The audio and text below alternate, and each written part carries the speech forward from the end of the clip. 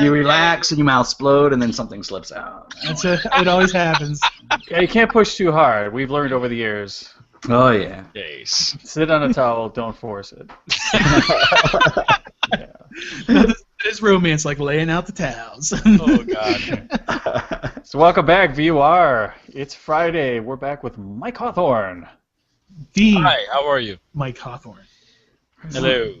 1 week. The tent is getting stinky, and it's Yes. time to close this puppy out. One could say it's almost smelling like the inside of Deadpool's hood. There you go. Ah. Which means it's time to give up the money. So talk about Deadpool, please.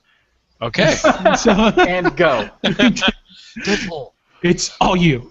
How did you get involved with it in the first place? Were you tapped, or did you have to beg for it, or? No, a good friend of mine was drawing. This is, I don't know how this works out, but I end up, it's very much like Fear Agent. I jumped in after Tony Moore was on, and it really was out of the blue. I did not expect it. Tony was always going to be. The thing is double shipping, so they always had two artists in mind, and they asked Tony who he would suggest, and he suggested me again, which is amazing. Cool. I took it. Actually, I wasn't sure if I would take it at first, to be honest with you. I had never, and people are going to hate me for this, but I had never read a Deadpool comic prior to working on it. Now, with that said, I haven't read a lot of comics. I'm sort of an anomaly I'm sort of an anomaly in comic creator-dom that I've never really read a Spider-Man comic. Please don't hate me. I'm sorry. I sort of had to catch up real fast on what Deadpool is about, and really what sold me on the series was what Gerry and Brian were doing, man.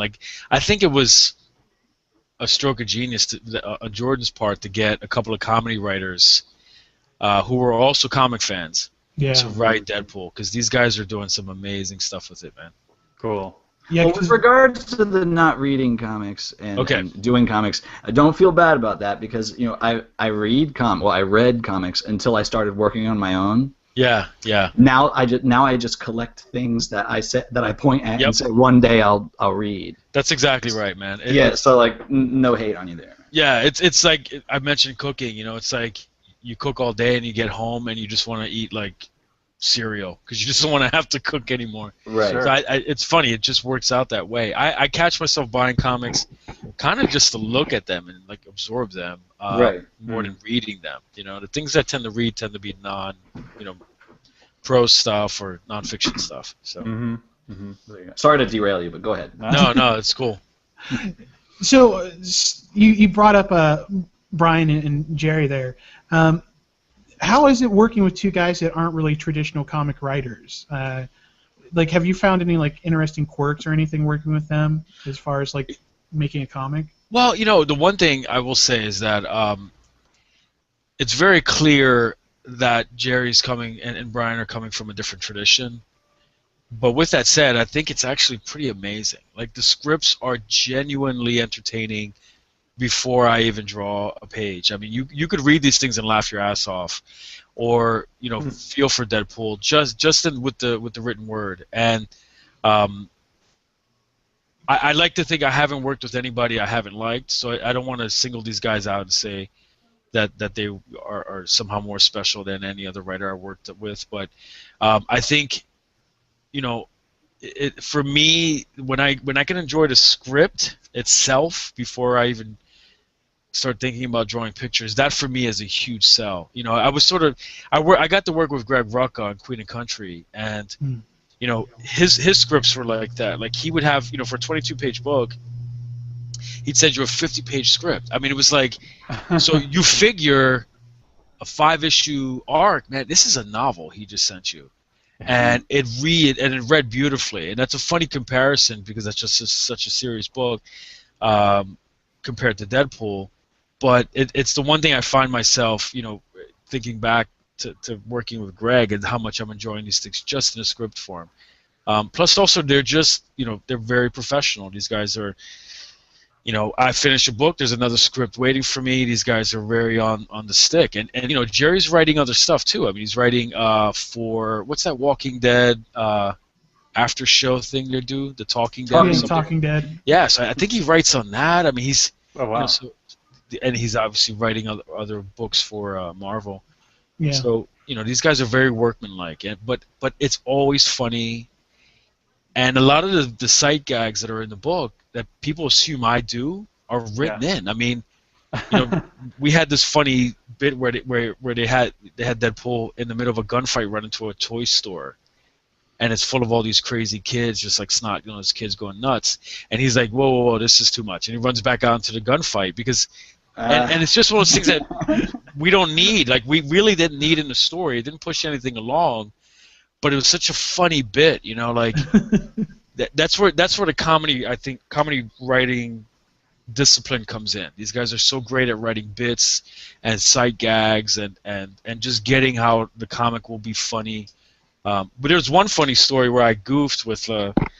So Preston is the character that's inside Deadpool's head, and her husband is like this bald guy, and I drew him like that last arc, and I was the first to draw him, so I had to establish what he looked like, and then fast forward to this arc, and I mistakenly gave him hair, and dude, I swear to God, I went 2 issues before I realized, like, holy crap, this guy's got hair all of a sudden.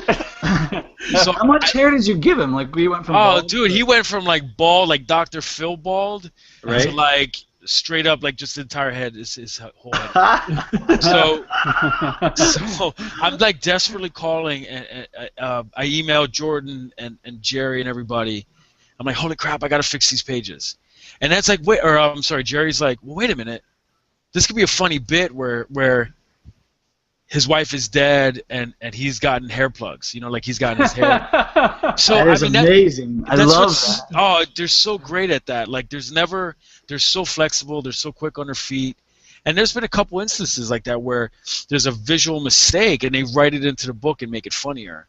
That's great. Yeah, so these guys, they're pretty fantastic, man. That is so good to know. That is so damn good to know. Yeah, it's definitely a talent to visualize. Because there's a lot of writers that they just want to get you through the story, and they don't necessarily get really descriptive. That's kind of on the artist. So it's pretty pictures, the good story. The story works well, but to have the vision of sight gags as a writer, that's pretty impressive. Yeah, absolutely. I mean, I mentioned Greg before, and I love Greg to death, but he would be the first to admit, like, he had no idea visually what he was asking for necessarily. Like, he had all the details in his head. This guy researched every nuance of everything, but he didn't necessarily see it, and I think Gerry does, Brian does, but what they have in common is that they trust me to make it work. And that's cool. The one thing I try to avoid is a writer that's like this is filmmaking for him. Like, he's almost he or she might be too rigid. It has to be this particular way, even if it doesn't make a lot of visual sense. Yeah. And that's all there is to it. And I try to work with writers that are not like that. They get that we're making comics, and that there's certain things that might have to give that don't work. And I will get on the horn and say, hey, I want to make this work, but here's why it might not. And Gerry and Brian are very quick to like, okay, that's cool. Let's change it to something else. So it's been really, really great, man. Cool. Is Posehn writing any other comics right now, or is this it? I don't think so. I know he tours quite a bit, man, and so I don't know. I mean, obviously he's writing his own material fairly often, but yeah, I don't know that he's writing anything else. And I know that the stuff that Gerry's bounced off of is just him, not Brian. So I take it that he's probably too busy with his touring and TV stuff.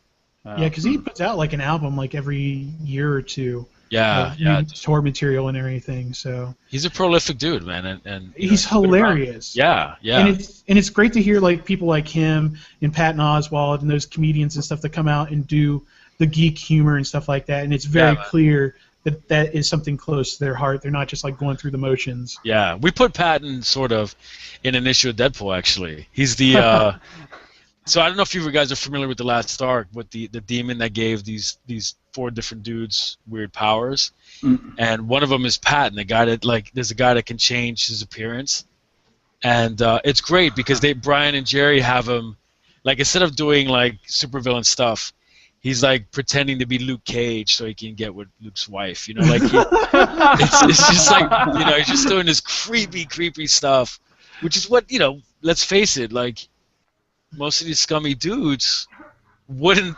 try to take over the world. They would just try to do scuzzy. They try to get laid. It's kind of like the old locker talk where it's well, what would your superpower be? Be invisibility, and I'd go into the latest dressing room. Basically, that's basically the Patton's that guy in the Deadpool universe, or like Scott Adsit, is one of the Shield agents. Awesome. I don't know if you guys have caught any of that, and I caught this funny. Oh crap, we're done. No, keep going. All right, bye. I'm leaving. You keep going. Lights off. Shut him up. He's out of here. Take the plug out. Yeah. Anyway, the point is it's great that they're throwing in all these comedic references in it. I think it's just there's a part of me that wants to do a commentary on the Deadpool stuff for all the little hidden little nuts and bolts that are going to make it this thing. Well, that said, is there anything that you could share with us that a Deadpool fan listening would be interested in hearing? Obviously, the big thing right now we're gearing up for is the Deadpool Wedding. Yeah. Right. And I guess they just announced who he's marrying. Forgive me, I forget her name, but it's this whole tie-in with Dracula, and she's sort of this queen of the dead or something. And I'm excited. I actually have not started it just yet because I'm wrapping up the current arc. Where Deadpool is sort of living with all the nightmare stuff he went through during the Good, the Bad, and the Ugly. Mm-hmm. Right. So on the face of it, it's this Deadpool versus Shield. But what's so great about it is that there's really what you have is him dealing with, or not being able to deal with all the ugly stuff that happened to him. So it gets really, although it's always funny, it gets surprisingly dark and scary sort of towards the end of this arc where you don't expect it. You ever been with a friend of yours or something who's maybe had too much to drink? No, not you. No, but you're with somebody where just he's messed up and he crosses the line somewhere and you're like, I don't know how to deal with this guy. Does he need my help or does he need to go to jail? You sort of have some of these issues. By the way, I don't have friends like that. I just made that up. but I mean, you have sort of this stuff going on with this great cast of his friends that are really wow, how do we deal with this poor guy? Oh yeah. So, and that's one thing, I'll be honest, I've never really been a big fan of Deadpool, but as I was researching the stuff that you guys have been doing recently, it really kind of turns me on to the character because it's not the one-note joke hey, I know that I'm a comic book character, sort of goofy. Like Lobo. Yeah, it's what you kind of turned into there for a while. So he's so far from that now, dude. I mean, this is such a nuanced character with what Gerry and Brian are doing. I can't even imagine... I don't even think. I think it's gone beyond just a book for Deadpool fans. Mm-hmm. This is just a book for comic fans, man. I mean, they did so much cool stuff during the Good, the Bad, and the Ugly with Wolverine and Captain America, where you just can't help but look at this thing and go, God damn! I mean, this is just good comics, man. Mm-hmm. I think it's awesome, and I think is even better is the fact that comedy is so difficult to write, good, genuine comedy, and for it to have emotion and everything that comes with it, dude. Thank you so much for bringing that to the table. Oh man, don't thank me. I just draw the pictures. Well, thanks for coming. Yeah. Thanks for coming with it. All right, cool. Thank you, man. Absolutely hand in hand. And thanks for coming on the show and hanging out with us for no 4 problem, days. man. It's been a good time, man. Yeah, I know. Got to air this tent out. Jeez. Yeah, I'm gonna go eat something now that I've wasted away. Yeah. We got Febreze. It's cool. Who needs showers when you've got Febreze? Yeah, it's like that guy in the Seven where they had all the the air fresheners hang from the ceiling. Oh yeah, all the little yeah. guys. I'm gonna get up and freak out all my family members. Like, oh God, we thought he died 3 days ago.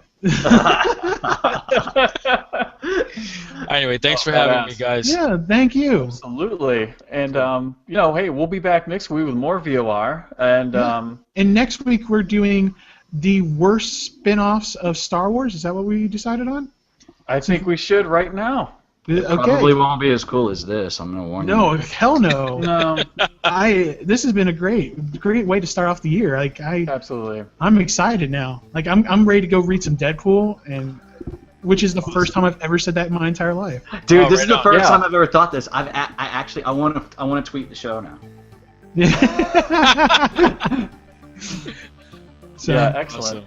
Awesome. Well, cool. Thanks again, Mike. Oh man, no problem. Thanks for having me. all right, And we'll be back next week, guys. we'll be back next Tuesday.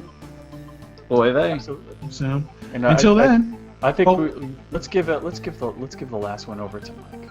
Join us next week where we'll have Lou Ferrigno, arm wrestling, Ed, Deadpool. and may the force be with our eyes.